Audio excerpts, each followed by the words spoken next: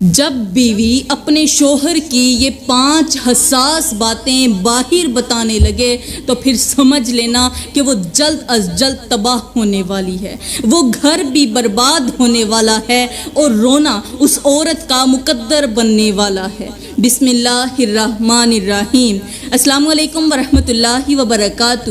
میری پیاری بہنوں، آج کا بیان بہت ہی خاص ہونے والا ہے، کیونکہ آج ہم اس بیوی کے بارے میں، اس عورت کے بارے میں بات کریں گے جو اپنے شوہر کی راز کی باتیں باہر جا کر کسی غیر مرد کو بتاتی ہے یا پھر کسی غیر عورت کو سناتی ہے۔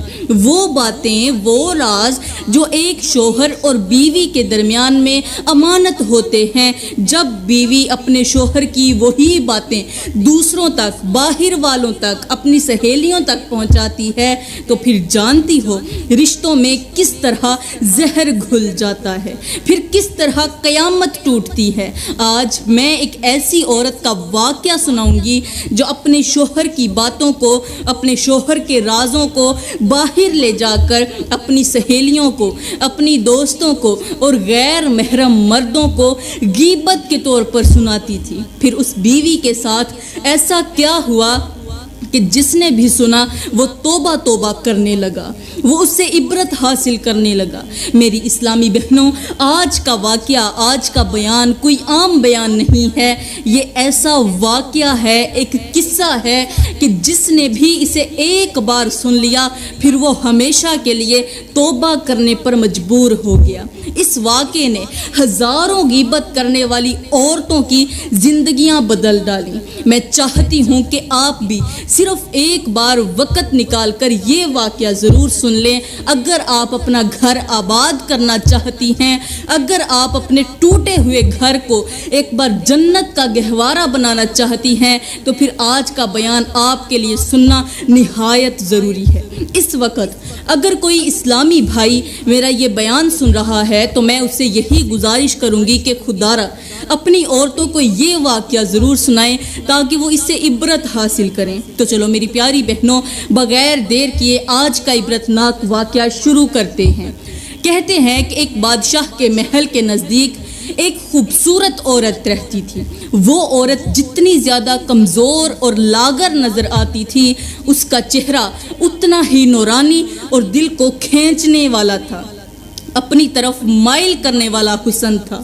اس عورت کا ایک کچا سا چھوٹا سا مکان تھا جس کی دیواریں اکثر بارشوں کی وجہ سے بھیگ جاتی تھیں اور پھر چھت سے پانی ٹپکنے لگتا تھا، لیکن وہ عورت ہمیشہ صبر کرتی تھی، خاموش رہتی تھی، لیکن تھی تو بہت غریب۔ اس کے باوجود اس کی خوبصورتی ایسی تھی کہ امیروں کی لڑکیاں بھی آئینے میں خود کو اس جیسا بنانے کی تمنا کرتی تھیں، خواہش کرتی تھیں۔ جو بھی اسے ایک نظر دیکھ لیتا بس پھر وہ اسے دیکھتا ہی رہ جاتا، جیسے وقت رک جاتا ہو۔ آہستہ آہستہ اس کے حسن کے چرچے پورے شہر میں گونجنے لگے۔ جب بھی حسن کی بات آتی تو لوگ اس عورت کی مثال ضرور دیتے۔ ایک دن صبح کا وقت تھا، صبح سویرے ٹھنڈی ٹھنڈی ہوا چل رہی تھی۔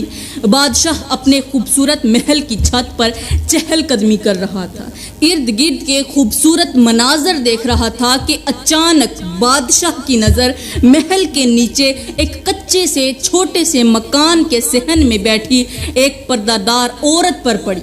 یہ وہی عورت تھی جو حسن میں ایک مثال رکھتی تھی۔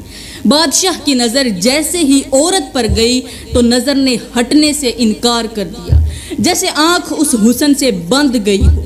بادشاہ دیکھ کر دنگ رہ گیا کہ ایک کچے سے معمولی سے چھوٹے سے مکان کے اندر اتنا بڑا حسن اور مجھے پتا بھی نہیں۔ بادشاہ نے جلدی سے اپنی ایک لونڈی کو بلایا۔ بادشاہ نے کہا، یہ جو سامنے کچے سے مکان کے اندر ایک عورت بیٹھی ہے یہ کون ہے؟ لونڈی نے کہا، یہ تو بہت بڑی دیندار عورت ہے، نیک عورت ہے، پردہ دار عورت ہے اور پورے محلے میں اپنی شرافت کی وجہ سے جانی جاتی ہے۔ لوگ اس کی خوبصورتی کے ساتھ ساتھ نیک سیرتی کی بھی بہت زیادہ تعریف کرتے ہیں۔ بادشاہ نے کہا، مجھے ہر حال میں اس کے شوہر سے ملنا ہے، جاؤ اس کے شوہر کو بلا کر میرے پاس لے آؤ۔ اب وزیر وہاں سے جلدی سے گیا اور اس کے شوہر کو بلانے کے لیے عورت کے کچے سے مکان پر پہنچ کر وزیر نے پوچھا کہ اے عورت تمہارا شوہر کہاں ہے؟ بادشاہ سلامت اسے بلا رہے ہیں۔ خوبصورت عورت نے کہا میرا شوہر محنت مزدوری کرنے گیا ہوا ہے، جب وہ گھر واپس آئے گا تو میں اسے بادشاہ کے دربار میں بھیج دوں گی۔ وزیر نے کہا نہیں، بادشاہ کو بہت زیادہ جلدی ہے، وہ ہر حال میں آپ کے شوہر سے ملنا چاہتے ہیں۔ خیر وزیر نے بڑی ہمت اور کوشش کے ساتھ بھاگ دوڑ کرنے کے بعد اس خوبصورت عورت کے شوہر کو لے کر بادشاہ کے دربار میں حاضر کر دیا۔ بادشاہ نے کہا اے شخص بتا وہ عورت کون سی ہے جو تیرے گھر کے صحن میں بیٹھی تھی؟ غریب شخص نے کہا جی بادشاہ سلامت وہ عورت میری بیوی ہے۔ بادشاہ نے کہا میں تیری بیوی کو خریدنا چاہتا ہوں، تیری بیوی کی آنکھیں بہت نشیلی ہیں، تیری بیوی کا حسن مجھے بھا گیا ہے، جتنا پیسہ مانگنا چاہتے ہو مانگ لو، لیکن میں نے ہر حال میں تیری بیوی کو خریدنا ہی خریدنا ہے۔ بادشاہ کی یہ بات سن کر غریب شخص کی ٹانگیں کانپنے لگیں، اس کا دل تیزی سے دھڑکنے لگا۔ اس نے کانپتے ہوئے کہا بادشاہ سلامت میں گھر جا کر بیوی سے مشورہ کرنے کے بعد آپ کو بتا دیتا ہوں۔ یہ کہتے ہوئے بادشاہ کے گھر سے وہ جو غریب شخص تھا وہاں سے واپس چلا گیا۔ جب وہ چارپائی کے اوپر پریشان حال بیٹھا ہوا تھا تو اس کی بیوی نے پوچھ ہی لیا کہ اے میرے سردار، اے میرے سر کے تاج، آخر کس چیز نے آپ کو اس قدر پریشان کیا ہوا ہے؟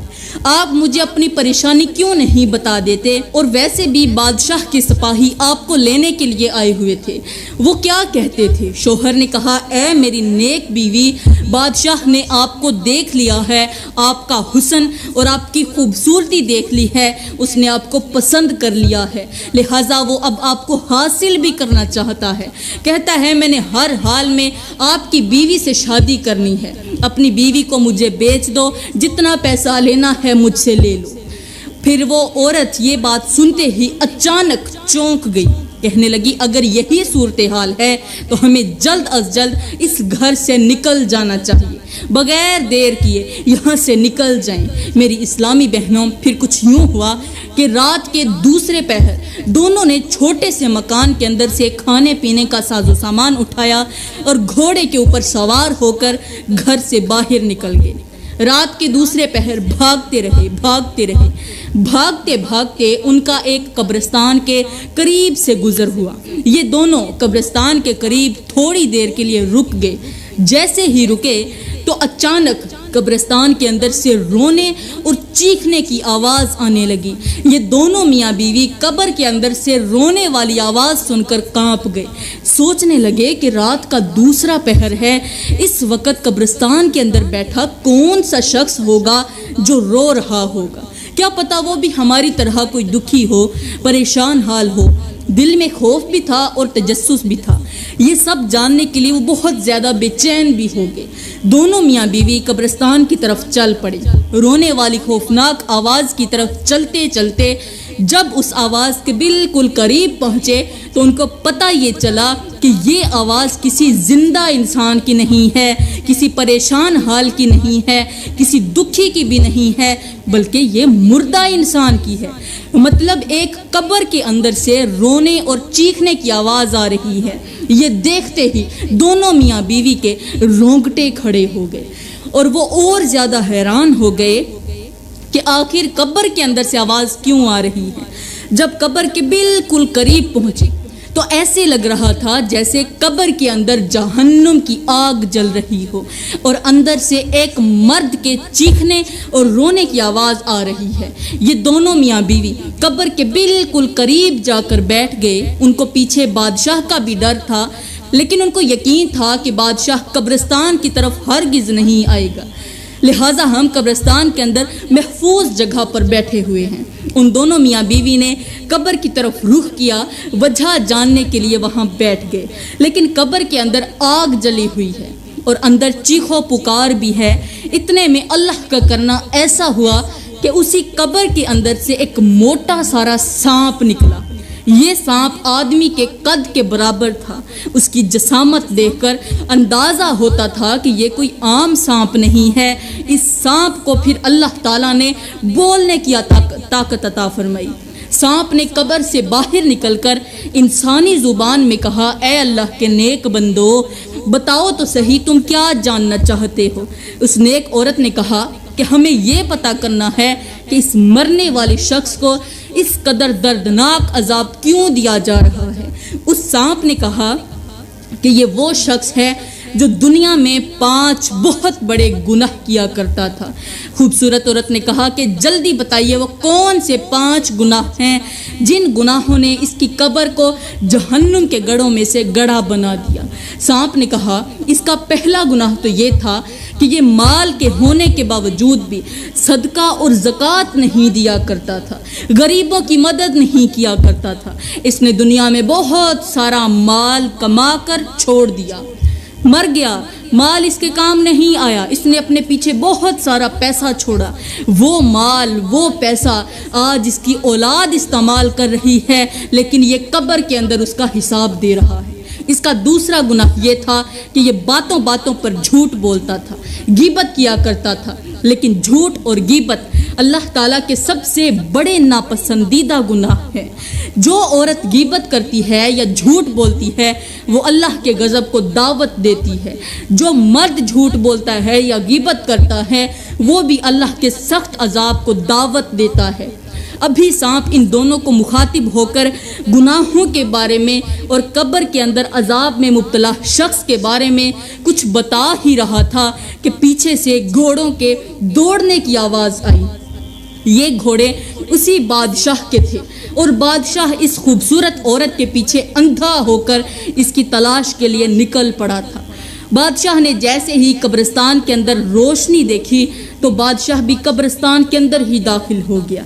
ये दोनों मियाँ बीवी कांप गए और कहने लगे, ए सांप, तुझे भी अल्लाह ने पैदा किया है, हमें भी अल्लाह ने पैदा किया है। आज अगर तू हमारी मदद करेगा तो अल्लाह तुझे जज़ा देगा। ये जालिम बादशाह है, ये हम दोनों के घरों को उजाड़ना चाहता है, लिहाजा तू हमें इस जालिम बादशाह से हमारी जान छुड़ा दे, हमें बचा ले या फिर हमें मार दे या फिर इस बादशाह को मार दे। सांप ने थोड़ी देर के लिए आसमान की तरफ देखा, फिर दोनों को मुखातिब करते हुए कहा, तुम घबराओ नहीं और यहाँ से भागने की कोशिश मत करना, यहीं बैठे रहो, जालिम बादशाह को आने दो, फिर जो होगा देख लेना। ये कहते हुए सांप एक बार फिर से कब्र के अंदर दाखिल हो गया और एक बार फिर से उस मरे हुए आदमी की चीखें निकलना शुरू हो गई। कब्र के अंदर से आग के शोले भड़क रहे थे और चीखें बुलंद होती जा रही थी। ये बादशाह और उसके सिपाही कब्रिस्तान के अंदर खूबसूरत औरत की तरफ भागने लगे, लेकिन वो दोनों मियाँ बीवी खामोश होकर बैठे रहे कि अब जो होगा वो देखा जाएगा। बादशाह सांसें तेज निकालता हुआ, थका हारा, भागता दौड़ता हुआ आखिरकार कब्रिस्तान की उसी कब्र पर जा पहुंचा जहां पर ये दोनों मियाँ बीवी बैठे हुए थे और कब्र के अंदर से दर्दनाक आने वाली आवाज़ को सुन रहे थे। बादशाह ने जैसे ही कब्र के अंदर से दर्दनाक आवाज़ सुनी, कब्र के अंदर से चीखने की और आग के शोलों की आवाज़ सुनी, तो बादशाह के कदम वहीं पर रुक गए। बादशाह ये आवाज़ सुनकर चौंक उठा और फिर धाड़े मार मार कर रोने लगा। इतना रोया कि अपना ही सर पीटने लगा। कब्र के अंदर से आवाज़ आ रही थी कि ऐ मेरे बेटो, सब कुछ करना, जो मैंने किया है वो मत करना। बार बार यही आवाज़ आ रही थी कि ऐ मेरे बेटो, हर एक गुनाह कर लेना, लेकिन जो मैंने गुनाह किया है वो मत करना। कब्र के अंदर से रोने की आवाज़ सुनकर बाहर खड़ा हुआ बादशाह इतना रोया कि बेहोश होकर ज़मीन पर गिर पड़ा। वज़ीरों ने जल्दी से बादशाह को पानी दिया। बादशाह फिर से उठा, फिर से वही रोने की आवाज़ सुनी। बादशाह ने क्या किया, जल्दी से उस खूबसूरत औरत के कदमों पर अपनी पगड़ी रख दी और हाथ जोड़कर कहने लगा, खुदा के लिए ऐ नेक औरत, मैं तुझे नहीं जानता था, लेकिन मैं तेरे इश्क में अंधा हो चुका था, मैं पागल हो चुका था, मैं मरता क्या ना करता, लेकिन अब मैं तुझे मुआफ़ करता हूँ, तू भी मुझे मुआफ़ कर दे। मैंने तुझे घर से बेघर किया, मैंने तुझे भी डराया और मेरे डर से तू घर से भागी, लिहाजा मुझे मुआफ़ कर दे और तू दुआ कर कि अल्लाह ताला मेरे बाप की बख्शिश करे। जब बादशाह ने कहा ना कि तुम दुआ करो اللہ میرے باپ کی بخشش فرمائے۔ تو دونوں میاں بیوی حیران رہ گئے اور کہنے لگے تمہارے باپ کی قبر کہاں پر موجود ہے؟ تو بادشاہ نے روتے ہوئے اسی قبر کی طرف اشارہ کرتے ہوئے کہا جس قبر کے اندر سے چیخنے اور چلانے کی آواز آ رہی تھی، کہنے لگا یہ کوئی عام قبر نہیں ہے، یہ میرے باپ کی قبر ہے۔ میں ایک بادشاہ ہوں، یہ میرا باپ ہے۔ میرا باپ بھی دنیا میں میری طرح کیا کرتا تھا، وہ بھی دوسروں کی عزتوں سے کھیلتا تھا، دوسروں کی بیویوں سے اپنے نفس کی خواہش پوری کیا کرتا تھا، وہ بھی میری طرح پیسے کا گھمنڈی تھا، تکبر کیا کرتا تھا، میری طرح غفلت میں زندگی گزار رہا تھا۔ آج میں نے اپنی آنکھوں سے دیکھ لیا اور اپنے کانوں سے سن لیا کہ میرا باپ مجھے نصیحت کر رہا ہے کہ جو میں نے کیا ہے وہ تم نے کسی صورت میں نہیں کرنا، اگر کیا تو یاد رکھنا تمہاری قبر بھی جہنم کا گڑھا بن جائے گی۔ لہٰذا خدارا میں بادشاہ کو معاف کر دو، دعا کرو اللہ تعالیٰ میرے باپ کی بخشش کرے۔ لہٰذا آؤ ہم آپ کو عزت کے ساتھ گھر چھوڑ کر آتے ہیں۔ میری اسلامی بہنوں پھر کیا ہوا؟ دونوں میاں بیوی وہیں کھڑے ہو کر اللہ سے دعا کرنے لگے کہ یا اللہ بادشاہ کے باپ کی بخشش فرما، اس کا عذاب ہلکا کر دے۔ اللہ نے ان دونوں نیک میاں بیوی کی دعا کو قبولیت کا شرف عطا کیا، فوراً ہی قبر کے اندر سے عذاب ہٹا دیا گیا۔ پھر بادشاہ نے عزت کے ساتھ ان دونوں میاں بیوی کو واپس ان کے گھر چھوڑا اور بادشاہ خود اپنے محل کے اندر واپس چلا گیا۔